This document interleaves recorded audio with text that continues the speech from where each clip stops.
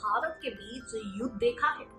मानो अभी की ही बात ले लो तो अभी भी चीन और भारत के बीच में बहुत सारी रंजिशें हैं। लेकिन आपको बता दें कि आखिर क्या वजह है जो चीन भारत से लड़ता रहता है।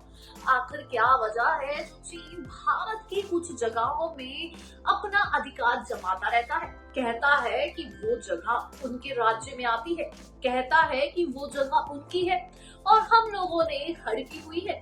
चाहे पूरा विश्व मान ले कि वो जगह हमारी है, लेकिन चीन इस बात को मानने को मानो तैयार ही नहीं है। और यही वजह है जो चीन और भारत के बीच की रंजिशें बढ़ती और बढ़ती ही गई है और आज भी इतनी बड़ी हुई है। तो आज मैं आपके सामने लेकर आई हूँ भारत और चीन के बारे में बता रही हूँ कि आखिर ऐसी कौन सी जगह है जिसकी वजह से चीन भारत से अक्सर लड़ता रहता है। स्वागत है आपका हमारे चैनल नेक्स्ट 9 न्यूज में और मैं हूँ आपके साथ एक बार फिर से सारिका कौर। अरुणाचल प्रदेश, जी हाँ, एक ऐसा शहर जो अपनी खूबसूरती के लिए जाना जाता है। भारत का अरुणाचल प्रदेश, जिसके लिए चीन अक्सर लड़ता रहता है, कहता है कि अरुणाचल प्रदेश हमारा है। तो देखिए हमारी ये रिपोर्ट और जानिए। भारत और चीन के बीच सीमा विवाद सालों से चलता आ रहा है। भारत के ऐसे कई इलाके हैं जिन पर चीन अपना दावा करता है। इन्हीं में से एक है अरुणाचल प्रदेश, जो भारत का 24वां राज्य है और भौगोलिक दृष्टि से पूर्वोत्तर के राज्यों में ये सबसे बड़ा राज्य है। चीन कई सालों से इसके पीछे हाथ धोकर पड़ा हुआ है। आपको बता दें, असल में वो इसे अपना इलाका मानता है। चीन अरुणाचल प्रदेश को दक्षिणी तिब्बत बताता है। वैसे तो तिब्बत ने भी कई साल पहले खुद को स्वतंत्र राष्ट्र घोषित कर दिया था, लेकिन चीन इसको नहीं मानता और उस पर अपना अधिकार बताता है। आइए जानते हैं कि चीन आखिर अरुणाचल प्रदेश को अपना क्यों बताता है, इसके पीछे का इतिहास क्या है। शुरुआत में चीन अरुणाचल के उत्तरी हिस्से तवांग को लेकर दावा करता था। दरअसल तवांग यहाँ का एक खूबसूरत शहर है जो हिमालय की तराई में समुद्र तल से 3500 मीटर ऊंचाई पर स्थित है।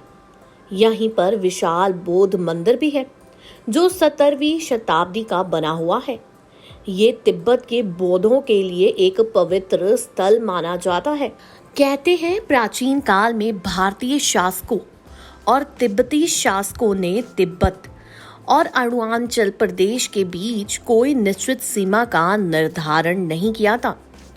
यहाँ तक कि साल 1912 तक तिब्बत और भारत के बीच कोई स्पष्ट सीमा रेखा नहीं खींची गई थी, क्योंकि इन इलाकों पर ना ही मुगलों का अधिकार था और ना ही अंग्रेजों का। इस वजह से सीमा को लेकर भारत और तिब्बत के लोगों में असमंजस की स्थिति हो गई थी। वहीं सीमा रेखा निर्धारण को लेकर 1914 में शिमला में तिब्बत, चीन और ब्रिटिश भारत के प्रतिनिधियों की बैठक हुई।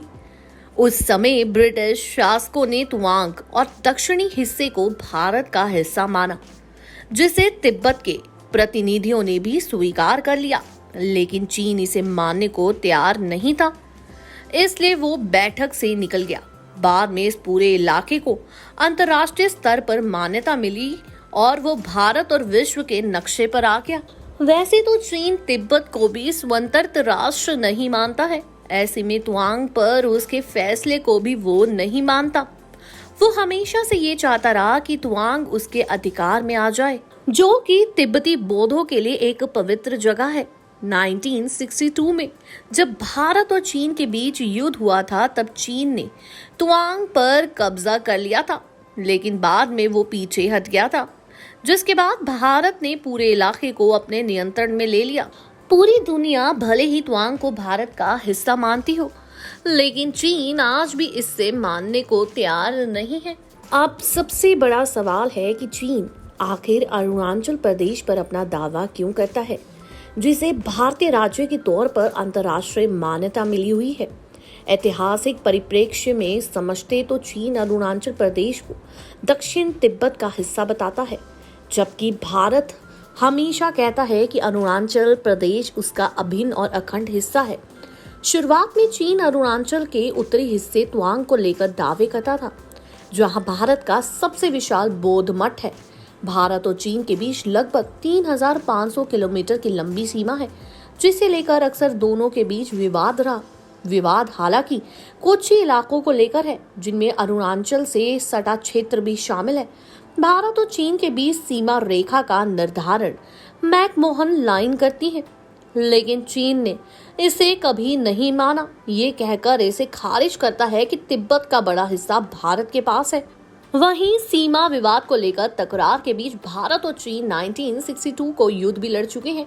इसके बाद भी कई मौके आए जब लगा कि भारत और चीन के बीच तनाव इस कदर बढ़ चुका है कि किसी भी वक्त युद्ध के हालात उत्पन्न हो सकते हैं। हालांकि वर्षों में 2017 के डेकलॉम विवाद और मौजूदा समय में पूर्वी लद्दाख में दोनों देशों के सैन्य तनातनी को इसी संदर्भ में देखा जा सकता है। अरुणाचल प्रदेश की ऐतिहासिक और भौगोलिक पृष्ठभूमि की बात करें तो तिब्बत बर्मा भूटानी संस्कृति का प्रभाव आसानी से देखा जा सकता है।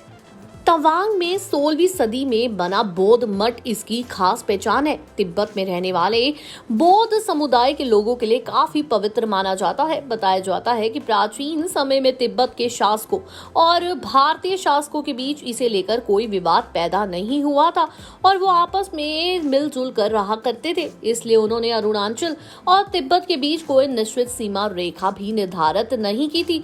लेकिन 20वीं सदी की शुरुआत में राष्ट्र राज्य की अवधारणा के साथ ही सीमाओं को तय किए जाने की आवश्यकता महसूस किए जाने लगी।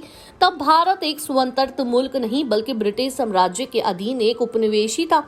इस वजह से दिक्कतें बढ़ी, लेकिन जब भारत खुद स्वतंत्र हुआ तो उन्होंने दावा किया कि अरुणाचल हमारा ही है और ये बात पूरे विश्व में साबित हो गई। लेकिन चीन इस बात को मानने को तैयार नहीं है। वो आज भी दावा करता है कि अरुणाचल और तवांग उन्हीं का है। जी हाँ, अरुणाचल का तवांग बहुत ही खूबसूरत जगह है। वो लोग अक्सर वहां पर घूमने के लिए जाते हैं। वहीं विदेशों से भी लोग तवांग में घूमने को आते हैं। शायद एक यही वजह है जो चीन को तवांग से बहुत प्यार है। कहा जाता है कि अधिकतर बौद्ध धर्म, जी हाँ, अधिकतर प्रतिशत बौद्ध धर्म तवांग में ही है। वही चीन का मानना है कि बौद्ध धर्म को मानने वाला चीन है और तवांग चीन का ही हिस्सा है। भारत ने सिर्फ कब्जा किया हुआ है। जब भारत और चीन की लड़ाई हुई थी तब भी आपको बता दें कई सालों पहले चीन जीत गया था और चीन ने अपना कब्जा भी कर लिया था पूरे अरुणाचल प्रदेश में। लेकिन बाद में वो पीछे हट गया, जैसे वो हर बार हट जाता है। इसी के साथ पूरा विश्व मानता है कि अरुणाचल प्रदेश का तवांग भारत का हिस्सा है, लेकिन चीन है कि ये बात मानने को तैयार ही नहीं है। अगर आप लोग घूमने जाएं तो अरुणाचल प्रदेश का तवांग जरूर देख कर आए। बेहद ही खूबसूरत जगह है। अक्सर लोग उसकी खूबसूरती के लिए और उसकी संस्कृति, उसके बौद्ध धर्म को जानने के लिए वहां जाते हैं। उसका पारंपरिक रिवाज बहुत ज्यादा अलग है और बहुत ज्यादा अनोखा है। अगर आप जाएं तो वहां घूमकर जरूर आएं। और अगर आपको ये वीडियो अच्छी लगी हो तो जल्दी से जाके चैनल को करें सब्सक्राइब, बेल आइकन दबाएं